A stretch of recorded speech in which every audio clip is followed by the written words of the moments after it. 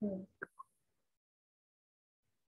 Assalamualaikum. Hari ini kita sambung kelas siri ke-31 Surah Al-Baqarah ayat 47. Ini kelas pertama untuk tahun 2022. Tahun 2022. Okay. Tapi sekarang dah siri yang ke-31. Sambung. A'udzubillahi minasyaitonirrajim. Ya bani Israil azkuru ni'mati allati an'amtu 'alaikum wa anni faddaltukum 'alal 'alamin. Ya hai bani anak-anak Israel. Uzkuru ingatlah olehmu ni'mati akan nikmatku. Allati yang an'amtu telah memberi nikmat oleh aku alaikum atas kamu. Wow, dan anni bahwasanya aku faddaltu telah melebihkan oleh aku kum akan kamu ala atas al-alamina sekalian alam. Hai bani Israel, ingatlah olehmu akan nikmatku yang telah memberi nikmat oleh aku atas kamu. Dan bahwasanya aku yang telah melebihkan oleh aku akan kamu atas sekalian alam. So sekarang kita nak ulang kaji yang lepas.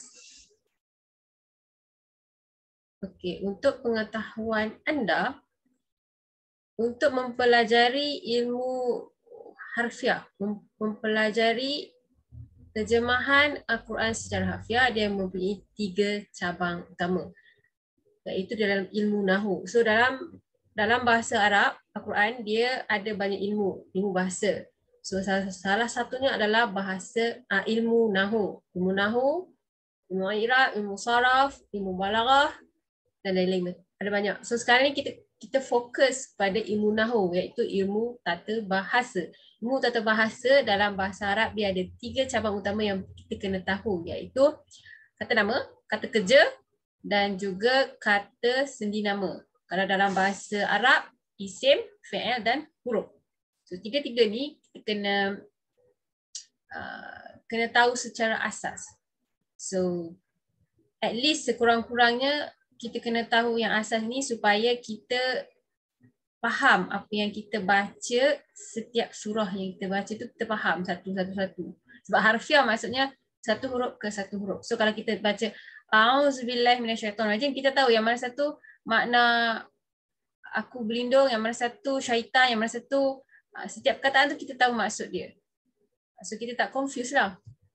So melalui ilmu harfiah ni kita akan lebih clear which one with words yang diberi makna yang itu. So setiap word tu dia ada ciri-ciri perkataan. Sepertinya contohnya dalam kata kerja.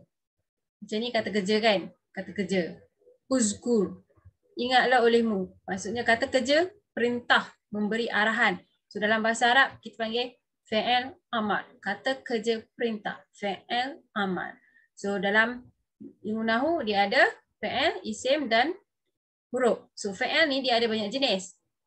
And then isim pun sama dan juga huruf. So sekarang dalam ayat ni kita akan mempelajari ciri-ciri yang ada dalam setiap perkataan ini supaya kita alert, kita peka dia punya fungsi. Setiap perkataan itu mempunyai fungsi yang berlainan supaya dia jadi sebuah ayat yang komplit. Okay? Okay, ya ni adalah harfun nida, huruf nida, iaitu nida itu maksudnya seruan. So hai huruf seruan dalam bahasa Arab kita panggil nida, harfun nida. So bani adalah anak-anak. So bani ini adalah anak-anak ya. Anak-anak ini dia adalah isim jamak muzakkar salim. So Israila ni adalah kata nama khas. Kata nama khas, dia nama bangsa Israel. So dia dalam kategori isim alam. Ain lam mim, alam, isim alam. Uzguru, ingatlah olehmu.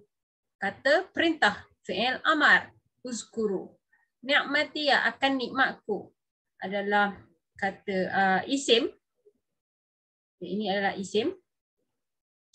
Dan allati yang isim mausul juga, an'amta telah memberi nikmat oleh aku. So dia of course dia kata kerja yang telah berlaku. Dalam bahasa Arab kita panggil fi'il madi, telah memberi nikmat oleh aku. So kat sini macam mana kita tahu dia fi'il madi ataupun kita panggil past tense, sebab dia ada telah. An'amta telah memberi nikmat oleh aku. Alaikum. Alai ini ala adalah huruf, itu kata sendi ya. Huruf ni di sini maksudnya adalah kata sendi. Huruf tu bahasa Arab, kata sendi tu bahasa Melayu. So translation from the huruf adalah kata sendi ataupun orang panggil kata tugas. Okay. Kum, kamu. Kata ganti nama diri. Kamu. Dalam bahasa Arab kita panggil domir, isim domir. Wow, huruf ataf. Okay, dalam kata sendi dia ada banyak jenis. So salah satu jenis kata sendi adalah ataf, huruf ataf. Anni, bahwasanya aku. So dalam anni ni dia ada dua lafaz, iaitu lafaz inna, huruf taukid, dan juga lafaz domir, aku, kata ganti nama kat sini. Okay. Faldu telah melebihkan oleh aku. Telah melebihkan oleh aku. Automatik bila dia ada telah kat depan, dia jadi fi'il madi. Fi'il madi ni apa? Past tense yang telah lalu. Kata kerja yang telah berlaku. Kum, kamu, isim dhamir, ala harfun jar. So ala ni harfun jar. So sekarang kita ada berapa huruf kat sini? Huruf jar, huruf ataf, huruf taukid. So ada 3 jenis huruf kat sini, iaitu 3 jenis kata sendi. Al-alamina, sekalian alam, adalah isim. Okey. Sekarang kita pergi pula kepada ilmu sorof. Ilmu sorof macam sebelum ni saya dah share. Ilmu sorof itu adalah kata pecahan. Ilmu sorof. Okay, ilmu sorof contohnya kata pecahan daripada kata kerja telah lalu dan dia menjadi kata kerja yang lain dan ataupun perubahan kepada isim. So perubahan perkataan daripada, maksudnya ilmu sorof itu perubahan perkataan daripada kata kerja. Okay, perubahan perkataan daripada kata kerja. Okay, contohnya macam uzkuru. Okay, ni. Okay, kita fokus kepada kata kerja uzkuru, anamtu dengan faddaltu. Uzkuru itu ingatlah olehmu. Okay, uzkuru, ingatlah olehmu. Okay, macam mana kita nak tukarkan dia kepada aku ingat? So first step, sebelum ni saya ada share, first step untuk kita menukarkan perkataan lain, kita kena tahu dia punya akar dia. Okay, akar dia. So, kalau anda hafal, anda tahulah akar dia yang mana satu. Akar tu maksudnya yang asal lah. So, kat asal kat sini, za, kap dengan ra. Zain kap dengan ra. So, alif, waw, alif ni buangkan. Jadi, tinggal za, ka dengan ra. So, buka kamus. Kalau anda tak hafal, kena buka kamus. Kita kena cari dia punya bab. Dia duduk bab keberapa. So, macam ni. Okay, bab dia keberapa. First, bila kita dah tahu dia asal dia, lepas tu kita buka kamus, cari dia bab keberapa. Okay. So, saya dah cari dah sebelum ni. Jadi, dia jatuh daripada bab pertama. Zakara yazguru. Okay. Zakara yazguru.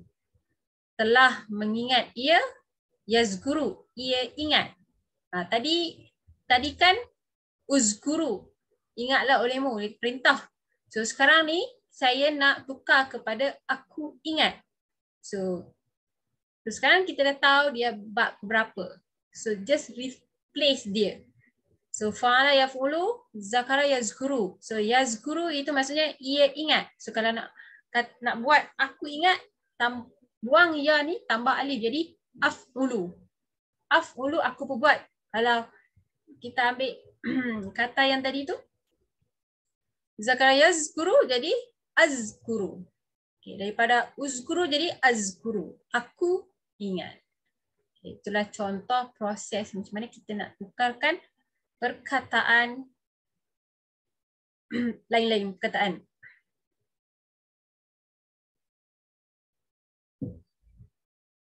Ini latihan. Okay, macam ni. Ni'mati, ni'mati, ni'mat. Okay, ni'mati. Apa beza ni'mati dengan an'amtu? Apa beza dia?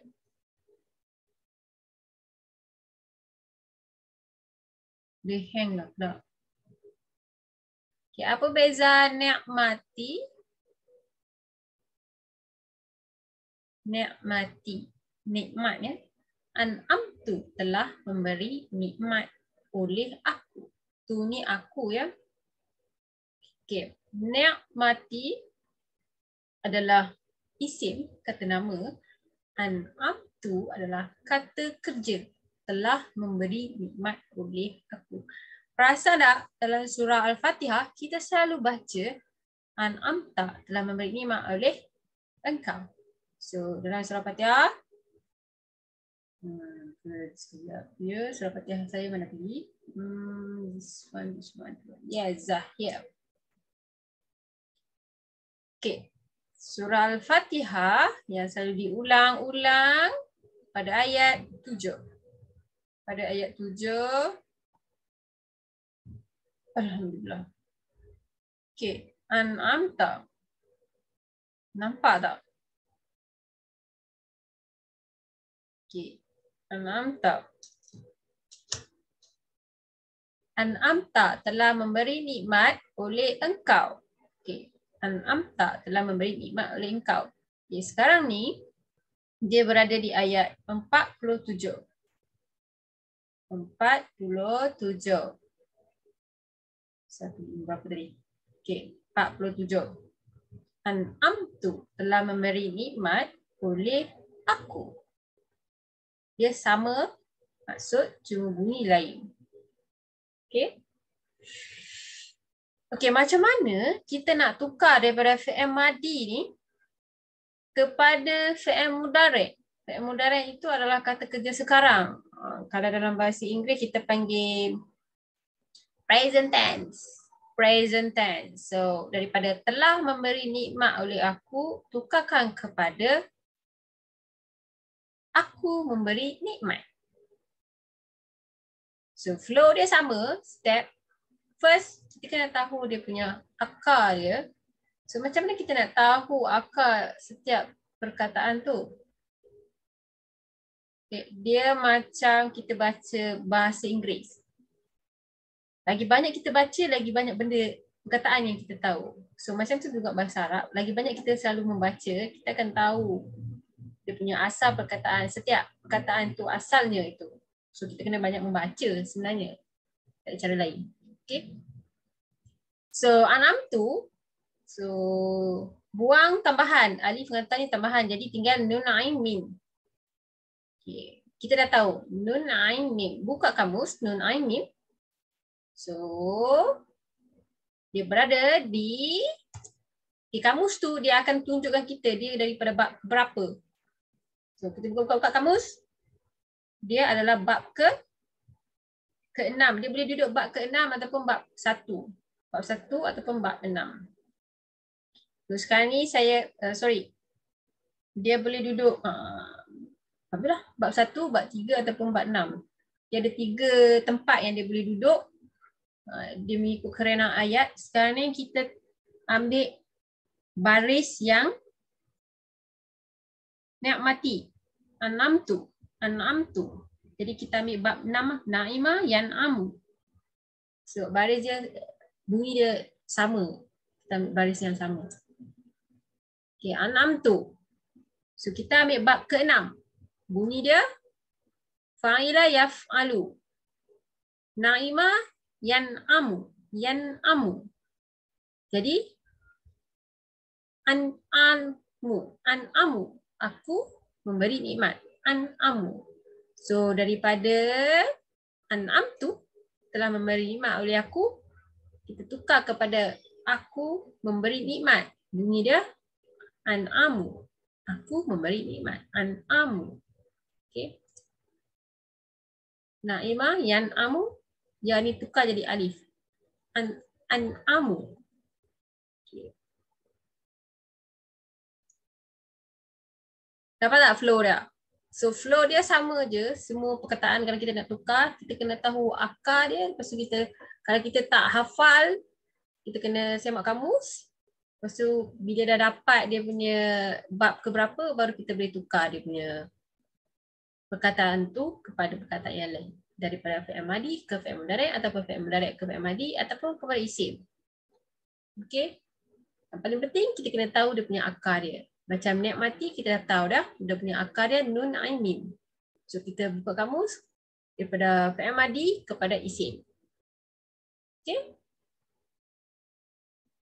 Alright, sekarang kita nak ambil tahu sedikit tentang huruf. Kat sini kita dah melalui, kita telah menjumpai 3 jenis huruf, iaitu kita ambil mana apa pula? Warna kuning. Okey, kita jumpa wow. Kita ada jumpa huruf ala.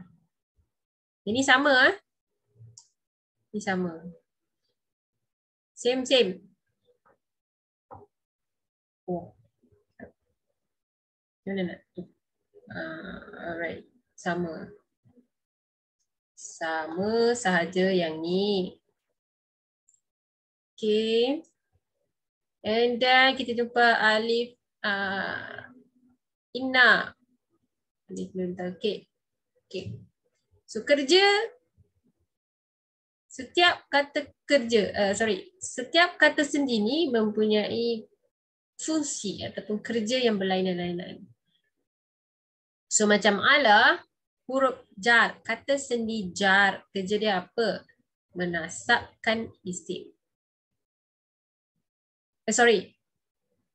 Huruf jar membaris bawahkan kalimah isim. So kalau depan dia ni isim, dia mesti kena baris bawah. Macam ni, dia telah membaris bawahkan kalimah isim di depan dia. Ni. Al-alamina. Okay. Ini dia punya tanda majrur dia. Okay. Jadi kat sini kita panggil isim majrur. Isim yang dibaris bawahkan. Kenapa? Kerana kemasukan huruf jar di depan dia. Okay. Kalau waw pula. Waw huruf ataf. Kata sendi menghubungkan. Kata kerja dengan kata kerja ataupun kata nama dengan kata nama. So kat sini dia menghubungkan ayat kata kerja dengan kata kerja ataupun ayat kata nama dengan kata nama. So kat sini kita boleh nampak menghubungkan yang ni dengan yang ni. Okay. So, ayat pertama, ayat kedua. Okay. Inna ni adalah huruf taukid. Huruf menguatkan. Inna bahawasanya aku telah melebihkan. Maksudnya aku betul-betul telah melebihkan. Maksudnya dia menguatkan ayat tersebut. Bila ada inna ni maksudnya dia menguatkan ayat selepasnya. Itu adalah fungsi huruf inna, huruf taukid. So inna ni juga dia boleh mengambil tempat huruf inna dan kawan-kawannya, ataupun dia boleh juga menjadi huruf nasab. So kita kena tahu setiap huruf itu kadang-kadang dia mempunyai pelbagai fungsi. So kat sini kita kena selalu alert. Kalau huruf ni, kalau waw ni dia juga boleh menjadi huruf sumpah. Kalau kat sini ayat ni dia jadi kata sendi ataf, kata sendi hubung. Tapi ada satu ayat yang dia jadi waw sumpah. Maksud dia punya maksud pun berbeza. Dia jadi wow demi. Kalau kat sini dia maksudnya dan. So setiap huruf tu dia ada pelbagai fungsi. Kita kena tahulah untuk. Okay. Kesimpulannya hari ini, ayat ni 47 surah Baqarah ayat 47 kita dah go through sikit proses macam mana kita nak tahu sesuatu ayat itu, sesuatu pembinaan ayat tu. So, supaya kita mengenal setiap perkataan tu dia punya makna-makna dia. Sebab baru dia boleh meresap ke jiwa. Kalau kita tak tahu apa yang kita baca, macam mana dia nak resap kat jiwa kita kan? Susahlah macam tu. So, pembinaan satu ayat, sebuah ayat, dia merangkumi 3 cabang. Iaitu cabang ni dalam ilmu Nahwu. Ilmu Nahwu dia akan melibatkan 3 cabang yang saya cakap tadi. Kata kerja, kata nama dan kata sindi. Dalam bahasa Arab, fi'il, isim dan huruf. So, yang saya dah bagi tahu tadi, kat sini kita dah berjumpa kata kerja. Ni kata kerja. Lepas tu ada huruf, waw, inna, and then ada isim. Alamina. Lepas tu nikmati, nikmat, sekalian alam. Israel pun kata nama, Bani pun kata nama. Okay. Itulah dia punya pembinaan sesebuah ayat dalam Al-Quran. So dia mesti ada 3 ni. Secara asas lah. Sebab ilmu bahasa dalam Al-Quran ni dia banyak. Dia bukan hanya ilmu Nahwu je. Dia ada ilmu balaghah, dia ada ilmu i'rab, ilmu bayan, macam-macam. So, sekarang ni kita fokus ilmu Nahwu, iaitu yang merangkumi 3 cabang yang saya cakapkan tadi. Okey, itu saja buat hari ini. Sebab hari ini objektifnya saya nak ulang kaji je. Okey. Itu saja. Nanti kita sambung. Next week kita sambung ayat 48. InsyaAllah siri yang ke-32. Okey, tamatlah hari ini selesai. Baca doa subhanakallahumma wa bihamdika asyhadu an la ilaha illa anta astaghfiruka wa atubu ilaik.